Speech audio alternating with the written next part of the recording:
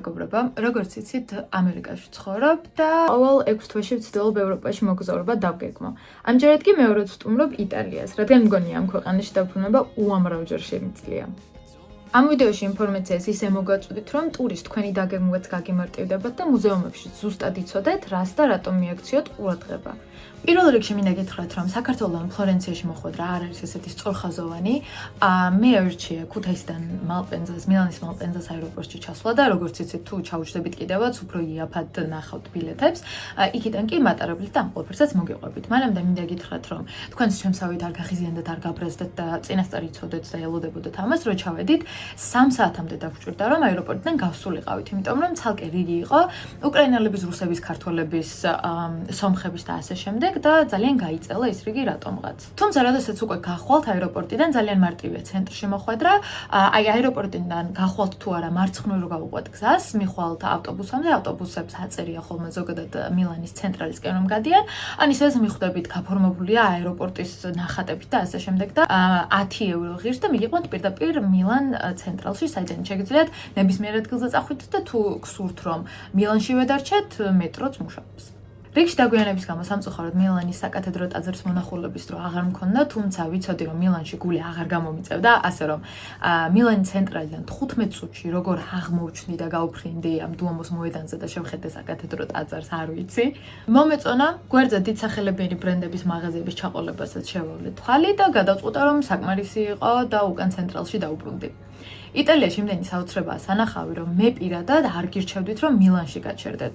პირველ, მეორე, მესამე ან მეოთხე ვიზიტზე ამ იტალიაში და თუ მე გსურთ რომ ცალკე რატომაც მილანი დაათვალიეროთ, შეგიძლიათ რა თქმა უნდა რომ გაჩერდეთ. რა თქმა უნდა, მუზეუმის მოყურებლებმა არ უნდა გამოტოვოთ და ვინჩი საიდუმლო სერობა, ან ლასკალოს ოპერაში თუ რაიმეს დაესწრებით, ალბათ ძალიან მშვენიერი იქნება. თუმცა მაინც ისე შეფეწება დამჭა, რომ დუომოს მოედნის გარდა სანახავი აი ესეთი არაფერია და ქუჩებიც ავტობუსით რომ მივდიოდი, უბრალოდ თბილისის ქუჩებს გავდა. ისიც ცენტრალურ ქუჩებს და ლამაზ ქუჩებს კი არა, უბრალოდ სადაც ცხოვრობ ისეთ ქუჩებს. შეიძლება მეშლება და რაღაც საიდუმლო იმალება მილანში, მაგრამ პირველში საბეჭდება ასეთი იყო. ახლა კი გავაგზავნოთ გზა ფლორენციისკენ. ევროპაში მატარებლით მოგზაურობა ძალიან ძვირია ჩემი აზრით. ერთ გზაში 65 ევროს იხდი და სწორედ ასეთი მატარებლით მივდიოდით ფლორენციისკენაც. ასევე ბაქანზე ყოველთვის ყურადღებით უნდა იყოთ, ძალიან ხშირად მატარებლები იგვიანებენ და ბაქანსაც კი იცვლიან ხოლმე. ზოგადად 10 წუთით ადრე ჩნდება ბაქნის ნომერი ეკრანზე. მატარებლები საკმაოდ კომფორტულია და იტალიაში დაყოფილია რამდენიმე კატეგორიად. გვაქვს სწრაფმავალი, რეგიონალური, საქალაქთა შორისო და ფასებიც დროს განსხვავდება. ეს მატარებელი როგორც ხედავთ მილანიდან ნაპოლიში მიდიოდა, ჩვენ კი მიახლოებით ჩვენს ჩამოვდიოდით. ძალიან კომფორტული იყო სასტუმრომდე მისვლა, იმიტომ რომ ვაგზლიდან გამოდიხარ თუ არა პირდაპირ ქალაქში ხარ და უშუალოდ ცენტრამდე და ჩემ სასტუმრომდე 10 წუთი თუ იყო ფეხით სასიარულო, მეტი არა. პიაცა რეპუბლიკაზე იყო ეს სასტუმრო და უფიცის გალერეამდე 5 წუთიც არ იყო ფეხით. როგორც ხედავთ, ადგილი იდეალური, ოთახიც ჩემთვის იდეალური და მაღალჭერი სასიამოვნო იყო ნამდვილად.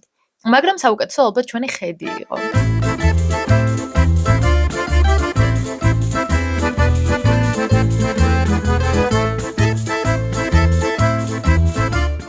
აბაზანეში შეგახედებთ. ახლა გამოვედით სასტუმროდან და პირდაპირ ვართ ცენტრში, ცენტრალურ ერთ-ერთ რა თქმა უნდა ცენტრალურ მოედანზე. აი ასე. ფლორენციაზე პირველი რასაც ვიტყოდი, ის არის რომ საუბრის და ემოციის გამოხატვის უნარს წაგართმევთ. იმდენად ისტორიით, ხელოვნებით, ყოველი ქვის ზედაპირზე არსებული საინტერესო ამბით არის სავსე და არ იცი რას მიეხალო, რა დაათვალიერო, რა არ გამოგრჩეს და სწორედ ამიტომაც მეთოდურად მივყვები და მოგიყვებით ფლორენციის პერსონაჟებისა და შენობების ისტორიების შესახებ. ფლორენციაზე ფართოდ ცნობილი ფაქტებია, რომ იგი იტალიური რენესანსის აკვნად მოიხსენიება. მედიჩების დინასტია და მათი სიმდიდრე და ის რომ ფლორენცია არის სამშობლო ისეთი პირებისთვის, როგორებიცაა დანტე ალიგიერი, ბოტიჩელი, და ვინჩი, რაფაელი, მაკიაველი, მიქელანჯელო, დონატელო, გალილეო გალილეი და ასე შემდეგ. სინორიის მოედანი ის ადგილია, რომელსაც ვერ აცდებით. ის არის ქალაქის პოლიტიკური ცენტრი და აქედან არის უფიცის გალერეაში შესასვლელიც. აქ არის პალაცო ვეკიო, რომელიც არის ქალაქის მერია და მიქელანჯელოს დავითის ქანდაკების ასლი. ასევე ღია მუზეუმი, ანუ ლოჯია დე ლანცი.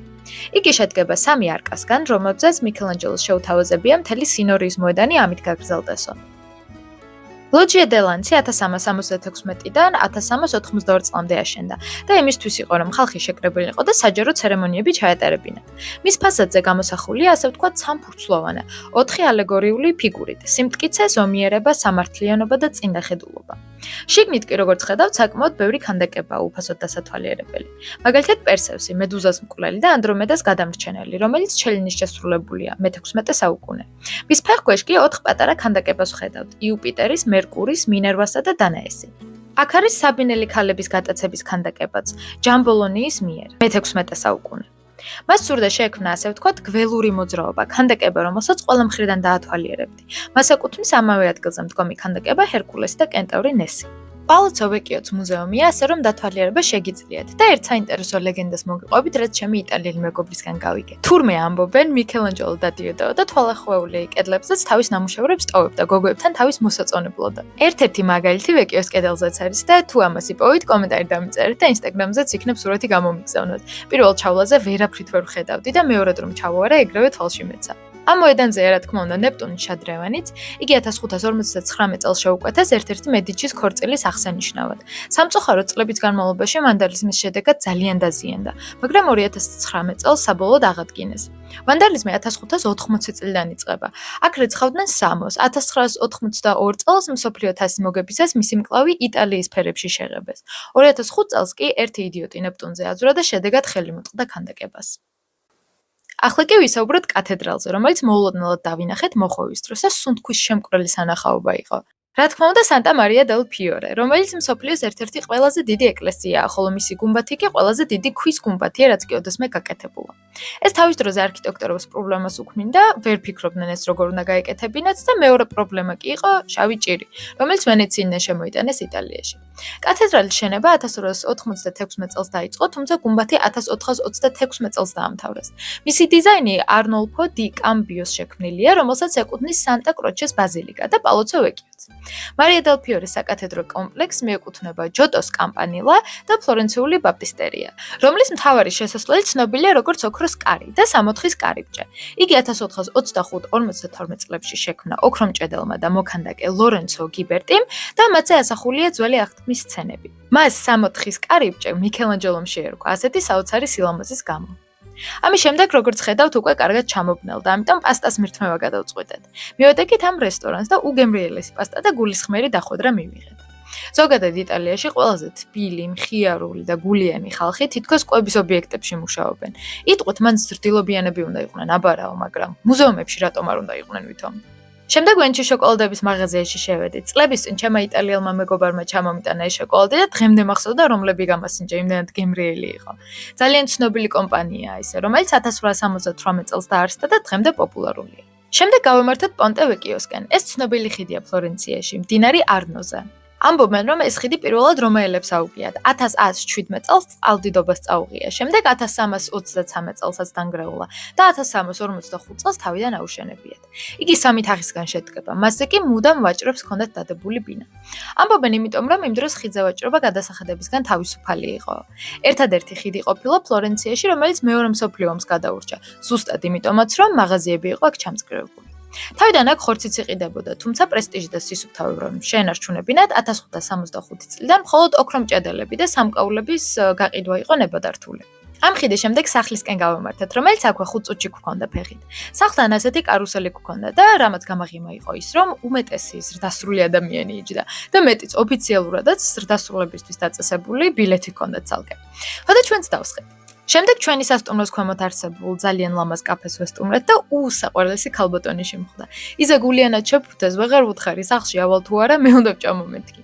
აი ერთად დავაგემოვნოთ ახლა. მოკლედ საღამოს მომიტა რაღაცა ტკბილი მეჭამა და ვეძებდი ლამაზი ტკბილეული რო ყოფილიყო ისეთი. ვნახე ასეთი მაღაზია, რომელიც თურმე არის ჩვენი სასტუმროს პირდაპირ დაბლა პირველ სართულზე თითქმის და ავარჩიე სადღაც 6-ის არა 4 ცალი პატარა ერთი ლუთმა რამცხვარი, რომელიც შეფუთეს აი ასე და ახლა ვნახოთ შიგნით რა ნამცხვარია. თან ახალგაზრდა გოგო მემსახურებოდა და არ მოეწონა უფრო ხანში შესულს, ასე ვთქვათ, როგორ ფუთავდა და ამიტომ მივიდა დაანებეთავი მე თვითონ ვიზამო. და ესე ძალიან ლამაზად, მთელი სიყვარული და მთელი ამბებით აი ესე შეფუთეს. და ამაში, არ ვიცი, ამერიკაში გადავეხტი ალბათ ცალკე შეფუთვაში რამდენს და აქ კიდე შეფუთვის ხო საერთოდ არ გამოუხმევიათ.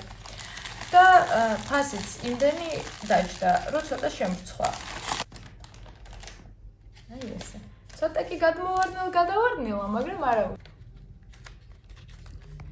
ეს არის ლიმონის, ეს არის ფისტის,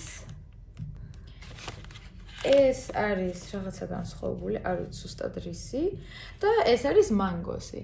და ახლა ვნახავთ რა გემოექნება. ახლა კი გემშვიდობებით მეგობრებო. შემდეგი ვიდეო იქნება უფიცის გალერეის დეტალური დათვალიერება და ნამუშევრებზე ინფორმაციის მოწოდება. მანამდე კი არ დაგავიწყოთ, რომ იოცნებოთ და თუ იტალიის მონახულება თქვენი ნატრა, აუცილებლად ასრულებას გისურვებთ.